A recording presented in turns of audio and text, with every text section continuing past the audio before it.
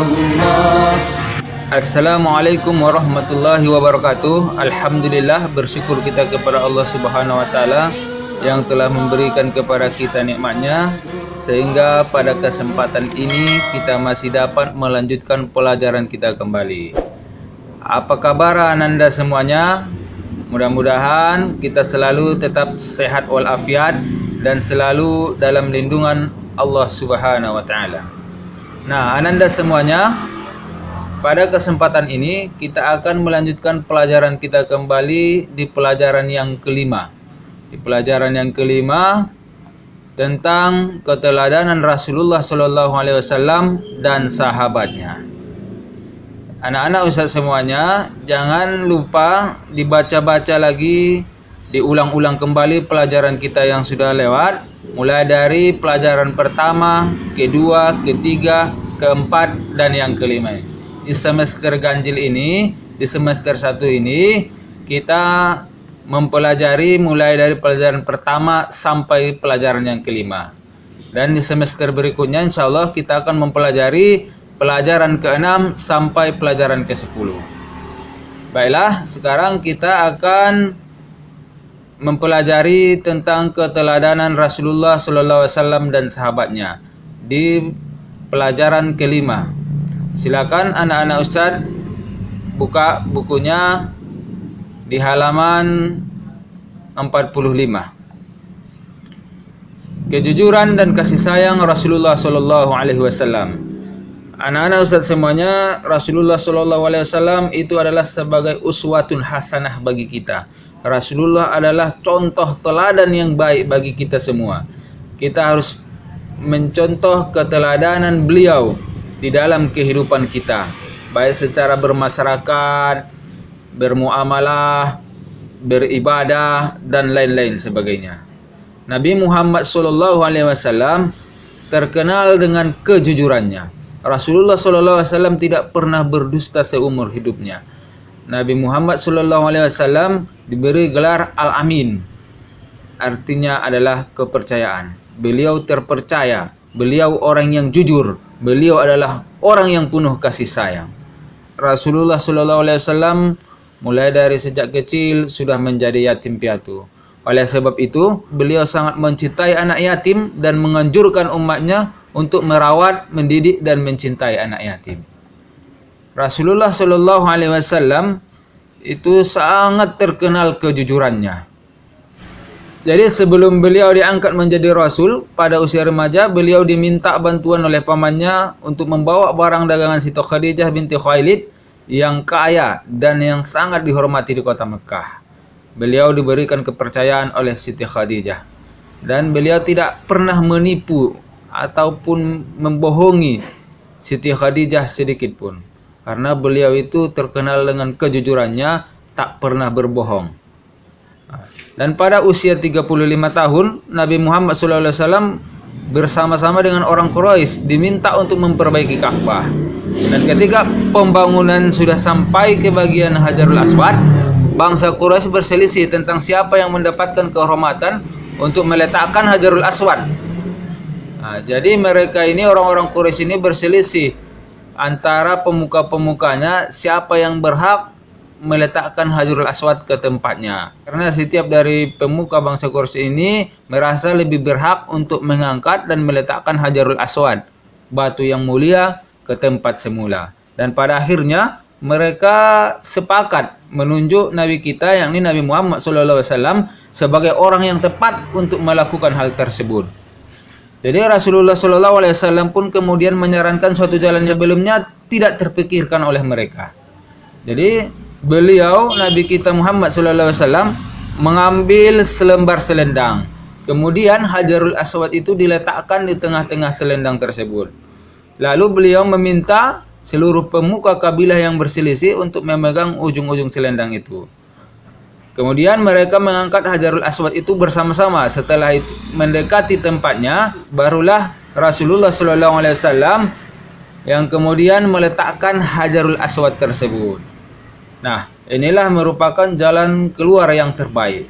Jadi seluruh kabilah itu setuju dan meridhoi jalan keluar ini. Mereka pun tidak saling menumpahkan darah, mereka tidak jadi saling berantam, saling membunuh-membunuh, dan sejak saat itu beliau dikenal di antara kaumnya dengan sifat-sifat yang terpuji. Para sahabat dan pengikutnya sangat menghormati dan mencintai beliau, sehingga beliau diberi gelar Al-Amin, yang artinya orang yang dapat dipercaya. Jadi anak-anak Ustaz semuanya, itu contoh teladan bagi kita yang patut kita contoh dari pribadi Rasulullah SAW itu. Jadi kita harus bersifat jujur dimanapun dan kapanpun. Contohnya umpamanya kita membeli makanan, kita makan di kantin, kita bersikap jujur. Kalau kita makan, kita ambil 3, yang kita bayar 3. Jangan pula diambil 3, yang bayar 1. Yang dia hitung cuma 2. Itu tidak boleh. Dan begitu juga ketika ditanya belajar enggak di rumah, dijawabnya belajar, tapi pada hakikatnya dia tidak belajar, dia berbohong. Begitu juga dengan di rumah, berbohong kepada orang tua, saudara, kakak adik, dan orang di sekitar kita, itu juga tidak boleh. Jadi marilah kita contoh sifat kejujuran Nabi Muhammad SAW, karena beliau Nabi kita sebagai panutan bagi kita, sebagai suri teladan bagi kita, yang pantas kita contoh. Selanjutnya, yang kedua adalah kasih sayang Rasulullah terhadap anak, keluarga, orang tua, dan masyarakat. Jadi Rasulullah SAW selain memiliki sifat jujur dalam berdagang, bergaul, Rasulullah SAW pun sayang terhadap keluarga dan orang-orang di sekitarnya. Jadi pada zaman jahiliyah, penduduk Mekah itu tidak menghargai anak perempuan, namun Nabi Muhammad SAW justru menggendong putrinya Fatimah yang masih balita sambil tawaf mengelilingi Ka'bah. Begitu juga setelah Fatimah dewasa dan dikarunia anak, Rasulullah SAW menyayangi cucunya yang bernama Hasan dan Husain, sebagaimana dikisahkan dalam hadis beliau, yang artinya Nabi Muhammad SAW mencium cucunya Hasan bin Ali radhiyallahu an, sedangkan di dekat beliau ada Aqra bin Habs. Aqra berkata, aku mempunyai 10 anak, tetapi aku tidak pernah mencium seorang pun di antara mereka. Jadi mendengar hal itu, Rasulullah SAW memandang Aqra lalu bersabda, barang siapa tidak mau berbelas kasih, maka ia tidak akan mendapatkan belas kasih. Jadi anak-anak Ustaz semuanya, kita harus memiliki sifat kasih sayang dan belas kasih kepada orang yang lebih tua dari kita. Mari kita hormati, yang lebih muda kita sayangi. Dan yang ketiga adalah kepedulian Rasulullah SAW terhadap lingkungan. Rasulullah SAW bukan hanya pada ibadah seperti sholat, tetapi beliau pun peduli terhadap lingkungan hidup. Hal itu tercermin pada perilaku beliau. Antara lain, Nabi Muhammad sangat hemat dalam menggunakan air. Dibuktikan pada anjuran beliau agar tidak berlebihan dalam pemakaian air dalam berwudu. Jadi tidak ada air yang terbuang sia-sia. Nabi Muhammad, Nabi kita, tidak melakukan sifat-sifat yang mubazir, membuang-buang air contohnya. Dan juga Nabi Muhammad SAW mengajarkan kita agar tidak melakukan kerusakan di muka bumi.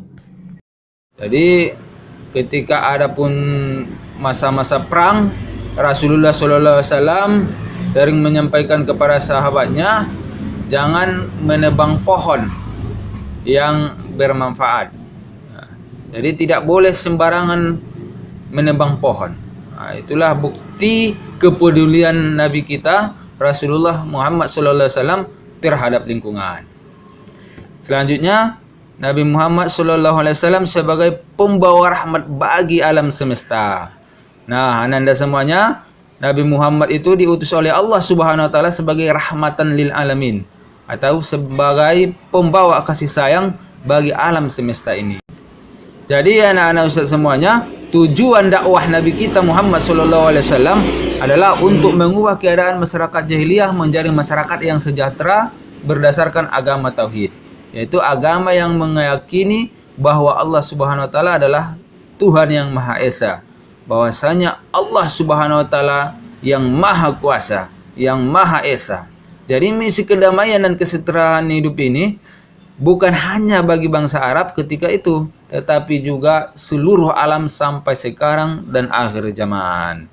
Nah, begitu juga dengan kita kan tak pernah berjumpa dengan Rasulullah SAW. Namun kita merasakan, menikmati agama yang dibawa oleh Nabi kita Muhammad SAW. Nabi Muhammad SAW selain mengajak kaumnya untuk mengutamakan kemurnian akidah dan selalu menyembah Allah yang Maha Esa, beliau juga menanamkan bahwasanya Allah terpuji yang membawa kebaikan manusia hidup di dunia dan di akhirat. Dan salah satu sifat terpuji yang dapat kita cermati ketika beliau dan pengikutnya hijrah ke kota Madinah. Beliau mampu menanamkan sikap persaudaraan antara pendatang Muhajirin dan kaum Ansor, sehingga mereka saling menolong untuk menciptakan daerah yang tertib dan aman. Jadi ketika Rasulullah SAW berhijrah ke Madinah beserta para sahabat-sahabatnya, kaum Muhajirin disambut oleh kaum Ansor, orang yang tinggal di Madinah, mereka bisa dipersaudarakan oleh Rasulullah SAW. Jadi sebagai umat Nabi Muhammad SAW, kita harus menjunjung tinggi ajaran beliau. Misalnya, kita menghormati orang yang lebih tua, menyayangi orang-orang yang lebih muda, kita berperilaku sopan dan bertutur kata santun terhadap orang tua, guru, masyarakat sekitar, dan juga kita menjaga lingkungan kita agar selalu bersih, karena kebersihan adalah sebagian dari iman. Nah, jadi kita tidak boleh membuang sampah sembarangan, menebang pohon sembarangan, dan lain yang sebagainya. Kita harus selalu menjaga lingkungan.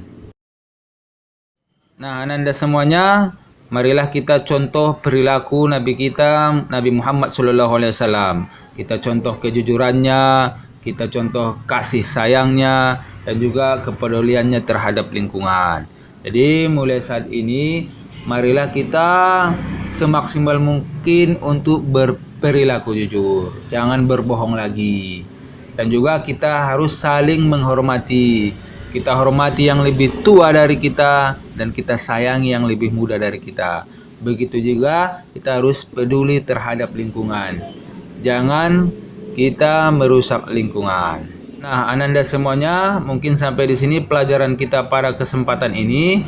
Insyaallah di lain kesempatan kita akan melanjutkan pelajaran kita kembali tentang kepemimpinan sahabat Rasulullah SAW. Nah, untuk tugasnya anak-anak Ustadz semuanya, silakan tulis di bukunya 5 contoh perilaku jujur. 5 contoh perilaku jujur. Itu saja, mudah-mudahan pelajaran kita yang singkat ini Allah berkahi, ilmu kita selalu Allah tambahi, dan kita selalu dilindungi Allah Subhanahu wa taala. Akhirul kalam, wassalamualaikum warahmatullahi wabarakatuh.